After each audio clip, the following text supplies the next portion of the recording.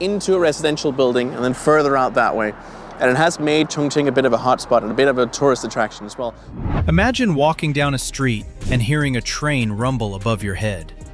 You look up and watch it disappear into a residential building. Not around it, into it. Now imagine that same city has highways stacked 8 levels high, bridges connecting mountain peaks hundreds of meters in the air, roads that spiral like roller coasters, and subway stations on the 50th floor of skyscrapers. You'd think I'm describing some futuristic movie, right? Wrong. This place exists right now in China. And when you see what they've built there, your jaw will hit the floor. Welcome to Chongqing, the city that makes every other place on Earth look like it's stuck in the Stone Age. While most cities are still figuring out basic traffic problems, China just went ahead and built something that looks like it belongs in the year 3000. We're talking about buildings so tall they disappear into the clouds, transportation systems that defy physics, and infrastructure so insane that engineers from around the world come here just to understand how it's even possible. This place isn't just futuristic, it's beyond futuristic.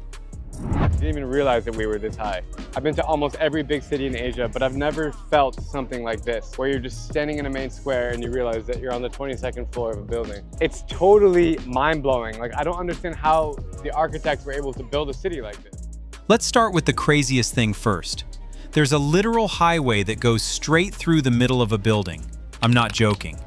The Liziba station has a monorail that punches through the 6th to 8th floors of a residential building like it's completely normal. People live above the train. People live below the train. And the train? It just casually rides through their home every few minutes. When engineers said they couldn't build around the building, they didn't tear it down. They said, fine, we'll go through it. That's the Chongqing way. Here's the backstory that makes it even better. When they were planning the city's light rail network, this apartment building was already standing right where they needed the track to go. In any other city, they'd either cancel the project or demolish the building and compensate the residents. But Chongqing engineers looked at the problem and came up with a wild solution. They'd build the station and the building as one integrated structure. They added specialized soundproofing materials that reduce train noise to about the same level as a dishwasher. They installed shock absorption systems so residents don't feel any vibrations when trains pass through. The whole setup was engineered so precisely that people living there say they barely notice the trains anymore.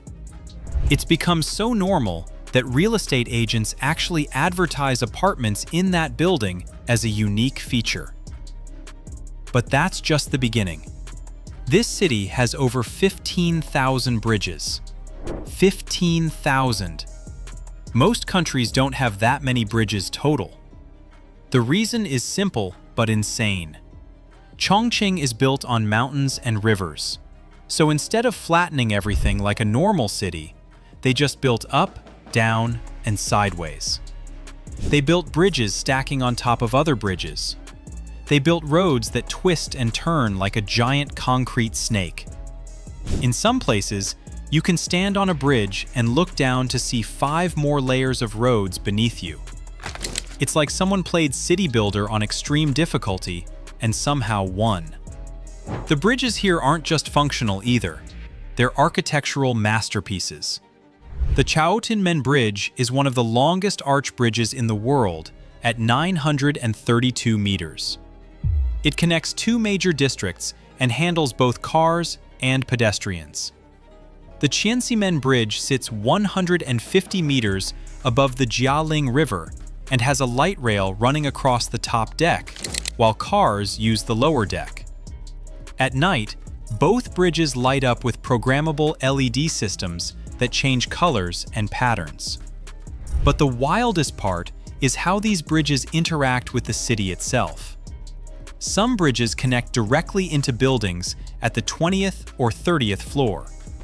Others link mountain roads that are at completely different elevations. The Dongshuimen Bridge actually has a viewing platform built into it, where tourists can walk out and look straight down at the river far below. And here's where it gets even wilder. The city is so vertical that GPS doesn't work properly. Yeah, you heard that right. Your phone's maps will tell you that you've arrived at your destination, but you could be on the wrong floor. You might be on street level, while your restaurant is actually 6 floors above you on a completely different road. Delivery drivers in Chongqing need special training just to navigate this 3-dimensional maze. Some buildings have entrances on multiple floors because each floor connects to a different street level. You could walk into the first floor, take an elevator down, and somehow end up on the 20th floor of the building next door. Food delivery companies had to completely redesign their apps for Chongqing. They added altitude data and floor-level information because regular GPS coordinates weren't enough. Drivers use a combination of GPS, landmark recognition, and local knowledge to find addresses. Some apartment complexes have created their own numbering systems that include which street-level entrance to use. The phrase, "I'm here," means almost nothing in Chongqing. You have to specify which "here" you're talking about, because there might be 4 different street levels all claiming to be the same location. The subway system is just as mind-bending. Chongqing has subway stations built inside mountains. Not next to mountains, inside them.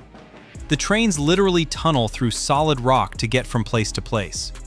One station called Hongyedong sits right next to an 11-story building that clings to a cliff face like it's defying gravity. At night, this building lights up with thousands of neon lights, making it look exactly like the cyberpunk cities you see in movies. Except this one is real, and people actually live and work there. The Hongyedong complex is actually a recreation of traditional Chongqing architecture called Diaojiaolou, which means stilted houses. But they supersized it. The building cascades down the cliff in layers, with each level containing restaurants, tea houses, shops, and art galleries. The entrance at the top leads you down through 11 floors of winding staircases and wooden bridges. When you finally reach the bottom and walk outside, you realize you're standing by the river, and the building you just walked through is towering above you. The whole experience messes with your depth perception. And the photos people take here at night, with all the golden lights reflecting off the river, have made it one of the most photographed spots in all of China. Speaking of cyberpunk, the Raffles City complex looks like something an alien civilization would build. It's made of 8 skyscrapers, and sitting on top of 4 of them is a massive horizontal building called the Crystal. This thing is 300 meters long and sits nearly 250 meters in the air. It has swimming pools, gardens, and observation decks all floating in the sky. From certain angles, it looks like a giant spaceship landed on top of the towers and just decided to stay there. The Crystal isn't just for show either. It's a functional space with restaurants, shopping areas, and event venues. There's a transparent glass walkway where you can look straight down at the city below your feet. On a clear day, you can see for kilometers in every direction. The infinity pool on the observation deck creates photos that look fake because you're swimming with nothing but sky and clouds around you. The whole structure weighs thousands of tons, and it's all held up by the 4 towers beneath it using a complex system of steel supports and engineering that took years to figure out. Then there's the traffic situation, which is so chaotic it's actually genius. Chongqing has these massive spiral intersections where roads loop around and around like a spring. The Huangjiewan flyover has 5 levels of roads twisted together, and it takes 20 different ramps to navigate it. Locals call it the most complicated intersection in the world, and they're probably right. If you take a wrong turn here, you might end up on the other side of the city. But somehow, it works. Traffic flows. People get where they need to go. It's organized chaos at its finest. What makes these flyovers so complex is that they're solving multiple problems at once. They're managing traffic flow between highways and local roads. They're dealing with the mountain terrain that creates extreme elevation changes. And they're connecting different parts of the city that exist at wildly different heights. The result looks like abstract art, but functions like a well-oiled machine. During rush hour, tens of thousands of cars flow through these intersections without major jams. Traffic engineers from other countries have studied Chongqing's system to understand how they managed to make it work. The city also has the world's longest escalator system. The Chongqing Crown Escalator is over 100 meters long and climbs straight up a mountain. It's basically a people conveyor belt that saves you from walking up what would be hundreds of stairs. And because Chongqing never does anything halfway, they built dozens of these all over the city. You can ride escalators through tunnels carved into mountains, past waterfalls, and alongside highways. It's public transportation meets amusement park ride. These aren't just escalators either. They're enclosed in tunnels with lighting and air conditioning. Some of them have multiple sections that connect together, so you ride one escalator, walk a short distance, then hop on another one that takes you even higher. The longest continuous route involves 3 separate escalator systems that can take you from the riverside all the way up to the hilltop neighborhoods, climbing over 300 meters in elevation. For elderly residents and anyone with mobility issues, these escalators are life-changing. What used to be an exhausting climb is now a comfortable few-minute ride. At night, Chongqing transforms into something even more unbelievable. The entire city lights up with millions of LED lights covering every building, bridge, and tower. The Yangtze River reflects all these lights, creating this shimmering mirror effect that makes the city look like it's floating in space. Light shows play across skyscrapers, turning them into giant screens. Drones fly in formation, spelling out messages and creating shapes in the sky. It's like the entire city becomes one massive art installation after dark. The light shows aren't random either. They're coordinated displays that run every night. Buildings along the riverfront synchronize their LED panels to create animations that flow from one structure to the next. Sometimes they display traditional Chinese art. Other times, they show abstract patterns or advertisements. During holidays and special events, the shows get even more elaborate, with drone swarms adding a third dimension to the display. Thousands of tourists gather along the riverfront every evening just to watch the city light up. There's also the Yangtze River Cableway, which is exactly what it sounds like. A cable car system that crosses the river, giving you panoramic views of the entire city. The cabins hold up to 50 people and take about 5 minutes to cross. During that time, you're suspended hundreds of meters above the water, watching boats pass underneath while skyscrapers tower around you. At night, riding the cableway feels like flying through a neon dreamscape. What makes Chongqing so different is that it never followed the rules. Most cities build flat and spread out. Chongqing said no thanks and built up, down, and sideways instead. They turned problems into solutions. Not enough space? Build through buildings. Too many mountains? Build inside them. Rivers in the way? Build over them with impossible bridges. The result is a city that looks like it was designed by someone who played too many video games and thought, why not make this real?